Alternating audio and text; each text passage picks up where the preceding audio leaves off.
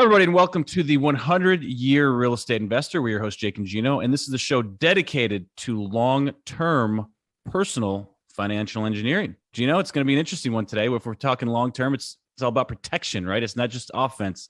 We're going to play a little defense today, too. How's it going, man? I'm doing great, Jake. How are you? Always making it happen, big man. Today we have a special guest.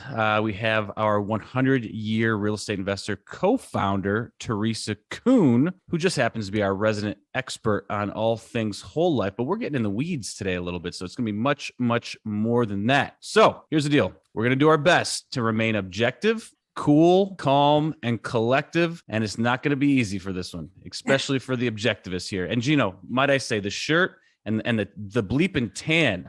I might need to get back to Florida because you're looking really good right now, my friend. You're looking very good. So my motto is happy Jake, be Gino. Always smiling. So as many of you may know, during recent times, a couple of weeks ago, we are right now, first week of March 2022. A few weeks ago, I think it was actually February 23rd, during the Canadian Freedom Convoy, aka the Truckers protest. Prime Minister Justin Trudeau's Emergency Orders Act basically aimed to cut off funds to the protesters. Okay, so you're saying, well, where's this going? Bear with me, folks. The financial service providers in Canada, such as banks, were required to freeze the accounts of protesters, so checking accounts, savings accounts, and even cryptocurrency, just to name a few. And so, you know, we consider him a celebrity. So Dr. Jordan Peterson actually came out and said he was in contact with a Canadian military official, and he stated that anyone with any sense gets their money out of the bank, especially anyone that's opposed to Trudeau at this point. Pull your money out of the bank. This is like, I can't, like, even saying this stuff seems like I'm in an alternate universe right now. Like, this is actually happening in the world we live in, just north of the border. Look, I grew up in New York. We would go to Canada, you know, we called it, but listen, Niagara Falls all the time. We're in Canada all the time. You know, it was fun. And it just seemed like an extension of the US. It wasn't really a big deal. Things were not that much different there, but this is crazy. So here's what was happening.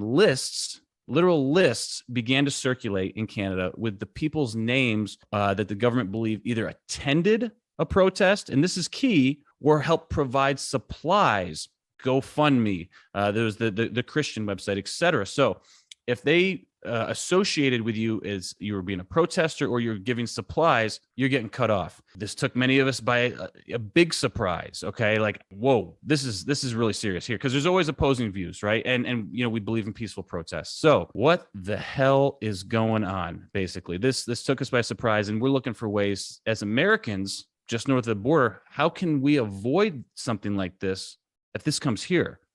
Look, I value my livelihood, and I don't want to be a part of anything like that. So again, we're trying to stay objective, but there were many protests in the US over the past few years. Okay.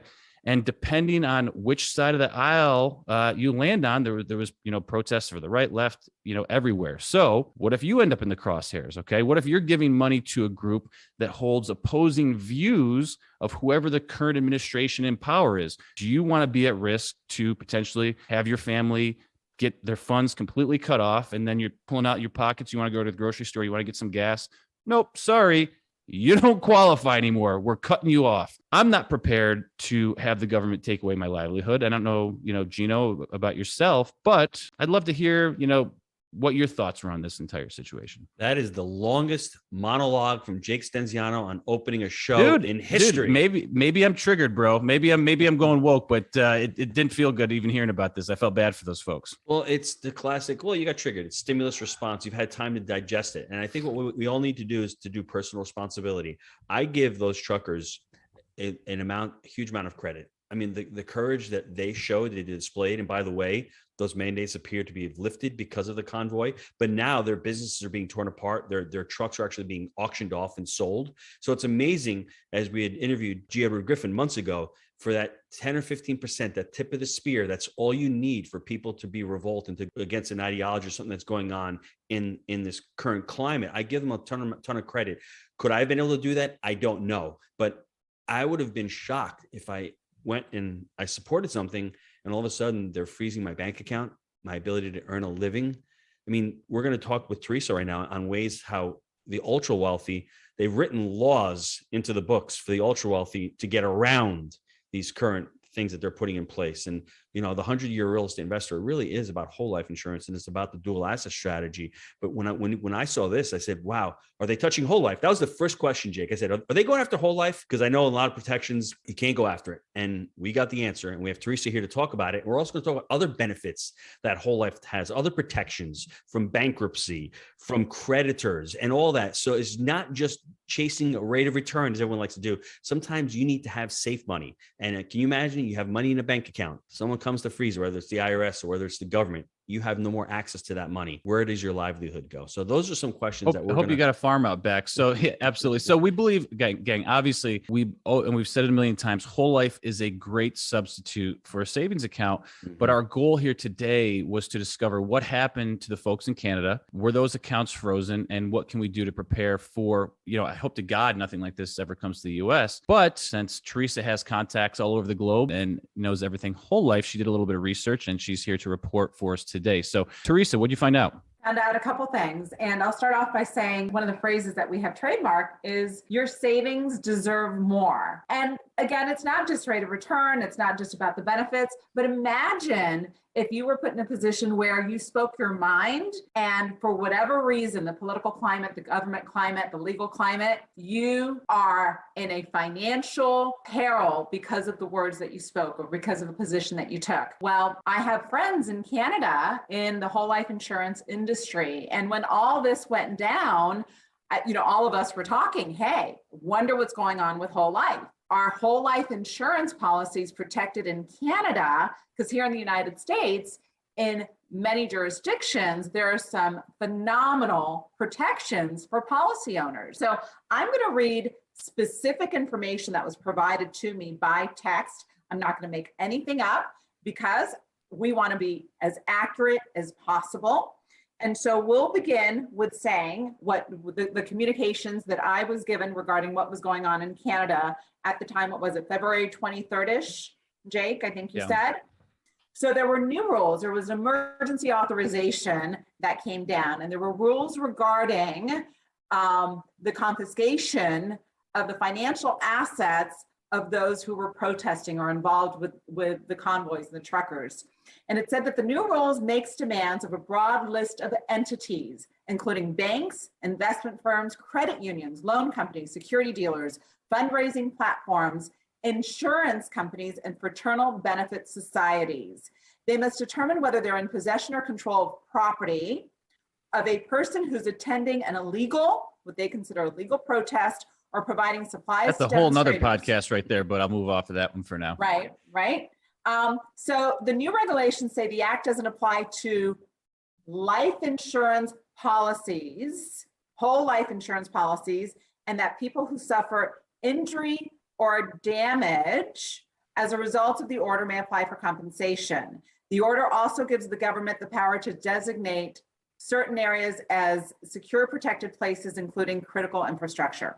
Okay, so it still was not clear. Does this refer to whole life insurance or not? I pushed back. What I got as a response was the Ministry of Finance for Canada confirmed that the current Emergency Act does not affect the life insurance policies. So my colleagues in Canada who do very similar work and have very similar philosophies as we do, their clients who were involved with the convoys and they're a lifeline at this point.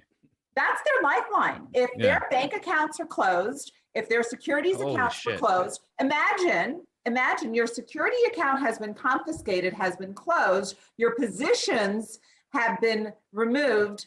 Imagine if you're up or down, think of the ramifications. We're not saying what the truckers did was right or wrong. We're just saying, if this was you were speaking your mind. Regardless of what it was. And all of a sudden you're finding yourself. The government doesn't like your opinion. Okay. And they're basically penalizing you. Thought police. But anyways, yes. Okay. You got it. And your lifeline is that cash value sitting in your whole life insurance policy that you set up that was a little different than what everybody else told you to do. That is your lifeline. Now, let's bring it back to the United States. Can that ever happen here? I don't know. We're living in some really interesting times. I think anything can happen. and everything is off the table. I'm going to But go I pop can culture. tell you- I'm going to go pop culture for a minute on you. Okay. So for those of you that know, there's a show out there called like The Handmaid's Tale. Okay. And they position Canada in that as the US got into like civil war and tyranny broke out, and everyone was trying to escape to get to Canada because it was the liberal, free space. Okay. Well, that was like a overwhelming thought potentially in the US. Like, Canadians are safe, they don't fight with each other, blah, blah, blah. Look what just happened in a place where everyone thought it was a beacon of the West, freedom rang in Canada. And this just happened right at our doorstep, just north of the border. Okay. This is serious. This is not like some small potatoes here. They stripped freedoms away from these people for nonviolent protests. And I would say, as a former attorney, without adjudication, this is without a court order. This is without you being, given the benefit of a process, a legal process. So it's fascinating. It's theft. We think so, right? And The Handmaid's Tale, that's a dystopian, I think, predictive programming. And if you look up predictive programming, it tells you a whole lot about television and the programming on television. It's giving you ideas. It's planting seeds in the culture as to what's acceptable in the future or not, right? It just so happens that Canada was the beacon of freedom. The United States was oppressive in terms of, the dystopian society at the time, right? But let's take it to another level. All right, that's what happened in Canada. You can agree with it or not. And, thank God for those Canadians who had whole life insurance and had cash value sitting in their whole life insurance. Teresa, the point is, we consider like, hey, there's a lot of similarities with the US and Canada, Great Britain, whatever the case is. We're on par with them, right? We think, hey, we were comfortable to go to Canada. It seems a lot like the US. Like, this is a big deal. So it's a huge deal. It's not like we're talking about China or Russia. We're saying, those poor Chinese, if they disagreed with the oppressed, they'd have their homes confiscated. That's so far away. No, we're talking about right across the border. Yeah. We're talking about Toronto has a baseball team. Okay. that plays in the American League. Okay. Exactly. This is what I'm saying here. Yes. Exactly. So let's bring it to the work that we've been doing and I've been doing for a very, very long time with my clients. And why whole life insurance? And why is whole life insurance and permanent life insurance in general protected by Congress? Because a lot of politicians own it, and a lot of wealthy people own it. So there's a special status with these kind of policies that other financial vehicles don't have, like a regular bank account. And it's protected by Congress and it's protected by the states. There are many states in this country where if you own a life insurance policy, a whole life insurance policy, it is bankruptcy proof, it is creditor proof, it is lawsuit proof, judgment proof, right? So think about Ken Lay. Many of Who's you Ken Lay? Who's Ken Lay? Lay was the CEO of Enron, who was found to have defrauded Wall Street, thousands, if not millions of shareholders, employees, like a big deal. Ken Lay had millions of dollars in life insurance products. And today, many years after he died, and he died in prison, his wife and family and estate are still benefiting from those life insurance products that he purchased prior to his conviction. Do y'all remember O.J. Simpson? No, O.J. The OJ. Juice. Whether you agree with the verdict or not, did the glove really fit or not, doesn't matter. O.J. Simpson had a lot of money in life insurance products, and he was living in a state that protected the values of those life insurance products. So the juice was living in Florida with the orange juice. That's what happened, right? That's exactly what happened. Now, I will tell you, part of the work that we do with a 100-year real estate investor, and it is very state dependent, right? So we can't give a global statement that this is true for every state in the union. But for many of our clients, and I can speak to, let's say, Texas, which is where I'm from. I was just on the phone with a client this morning, retired physician, very strategic and intentional about the amount of money that he positioned into his whole life policies because he was in a specialty of medicine where he was a target for lawsuits. I have celebrity clients that have the FTC's radar, and they've got a bullseye on their back having money in these policies prior to the time that you get in trouble. You can't do it after you get into trouble, right? It is. Yeah, and we're not talking about going out and breaking the law. There's people that literally were donating to a cause that they believed in, and then they got their heads chopped off.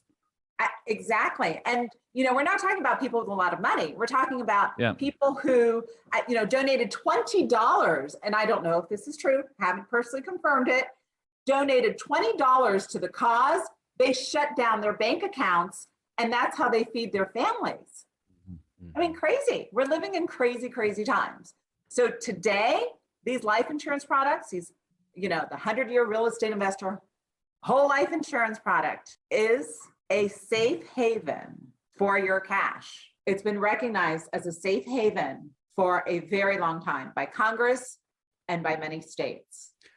So Jake and I did a podcast with Andrew Cordo on the rules of money. And this is where it comes to with the rules of money. If you're going to play the game of money, learn the rules. And where do wealthy institutions such as banks, bank-owned life insurance, such as corporations, corporate-owned life insurance, such as the current president of the United States, cash value life insurance, where do they put their money? Where do they hold their money as a safe haven? They are utilizing whole life insurance. And for me, I'm utilizing it for my family, whether you're utilizing it for asset protection, whether you're utilizing it for the death benefit to pay for those estate taxes going down the road, whether you're utilizing it as a safe harbor. And for me, it's a savings and management tool where I'm buying policies on my children, and I'm able to utilize that money today and not losing that opportunity cost where I'm putting money into a government plan program, whether it's a 529 or a 401k, and they can change the rules at any time. The wealthy are utilizing these policies. So if you want to start acting like a wealthy person, you start utilizing the strategies that they utilize. And for most of them, they are all using this whole life. And, Jake is talking about the doom and gloom. And I never thought that. Am I talking about doom and gloom, or did this just happen? Well, I'm just saying, I'm not saying this could it happen in the US? We don't know. We hope not. But this just happened. No. What our neighbors. What I was going to say was, this was never a thought in our minds a year ago when we started the 100-year real estate investor. Now it's, I guess, a cherry on the top for all of the other benefits that we were talking about, creating a dual asset, having a plan to be able to pay for your estate taxes when you pass away more efficiently, having protection, all these benefits. Now, this is just another one that you need to utilize. And for us, it's always about that, being able to save the money, have the opportunity cost, not have every dollar chasing risk. We don't want to have that. So we have in these policies, and we're able to borrow the money out of it and go and look for that opportunity and utilize it. So for me, I'm just thinking to myself, if I'm someone sitting on the couch and my partner is Jake Stenziano and he starts donating to one of these ventures, and then all of a sudden I get caught up, it can happen to you out there. I mean, it's guilt by association. That's what starts happening. So don't think that you can be out of it, because like Jake said, the next election may come by and there may be some protesters here, and there may be a Republican in office, and the Republican might say, hey, we're banning those people. So it doesn't happen on whatever. Yeah, that's what we're saying. It could be, you might be the opposition to whoever the hell's in power and end up on the wrong side of things. Yes. So that's the important thing. There's so many benefits to whole life, but this one just came up. And that's why Jake and I and Teresa, we sat down, we huddled, and we wanted to really come up with a show and just to put out the what ifs if it happens, and all the benefits that there are out there, and the people who are utilizing these strategies. It's not for the 90%. It's not happening in China. It's not happening in Russia. It's happening in Canada. It's coming to your doorstep. And, one of my favorite sayings and philosophies that I've been, talking about for decades. Don't trust the government. No. Okay. Sorry. Hey, you can go back to, Living Wealthy Radio 15 years ago, the shows that I was doing. We had those conversations, right? G. Edward Griffin, he was one of my guests way back. However, the philosophy is the quality of your life is in direct proportion to the quality of options that you have. Could you, if you were a Canadian who gave money to the truckers, right? Could you have anticipated that you would have the need to have cash in your whole life policy because your other bank accounts were shut down? Could you have anticipated that? Probably no way. And you know what? If that was you and you had money sitting in your whole life policy in Canada, you now had an option you wouldn't have had otherwise. I cannot tell you. Protest away. I cannot tell you how many clients give us the feedback, clients that we've had for many, many, many years. And they say, you know what, Teresa, I remember you saying that. And now that I'm such and such age, or I have a situation, or this happened, knowing that I have the options that these policies give us is worth so much weight in gold. Jake, that's what we're here about, giving you options, giving you a better quality of life.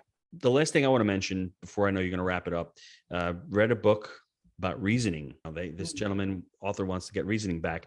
And his quote was, the quality of your mind leads to the quality of your decisions, which leads to the quality of your life. So when we're talking about your mind, start looking at things logically and rationally and seeing, if you want to become a wealthy person, what do they do?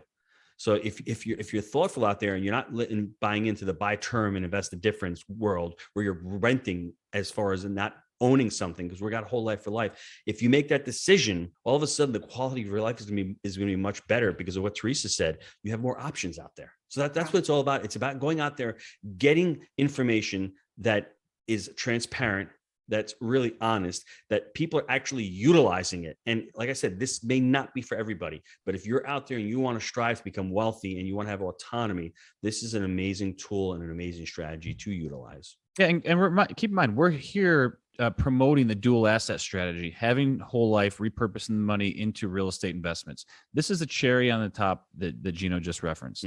You can do two things. You can stick your head in the sand, say, this is never going to happen to me. I don't want to mess with it. I don't want to think about it, and take the anti-responsibility approach. Or you can look into it and see if it makes sense for you. It's simple. And we're not here. Look, you guys need to do what's best for you and your family. But I always recommend people to take the high road of responsibility, because it always has served me in my personal and professional life. So, Teresa, thank you so much. Really appreciate you reaching out to your contacts across the world, and Gino for looking so dapper in that pink shirt, and I'm envious of the tan. Very handsome. Actually, both of you are very handsome today, both of you. Oh, Teresa, you're too much. Dualassetstrategy.com. Go visit the website. If there's any information, schedule a call, Teresa. See what your options are out there. See if the strategy fits you. And for most of the listeners out there, we're all striving to become entrepreneurs and striving to be wealthy. The strategy is amazing. It's all about long-termism. It's all about thinking about long-termism. And I'll end it with Jake. What Jake said. If you want to be successful in life, you need to be responsible in life. And responsibility and the 100-year real estate investor and the dual asset strategy all come together. Thanks, Jake. Thanks, Teresa. Perfect. Thanks, everybody.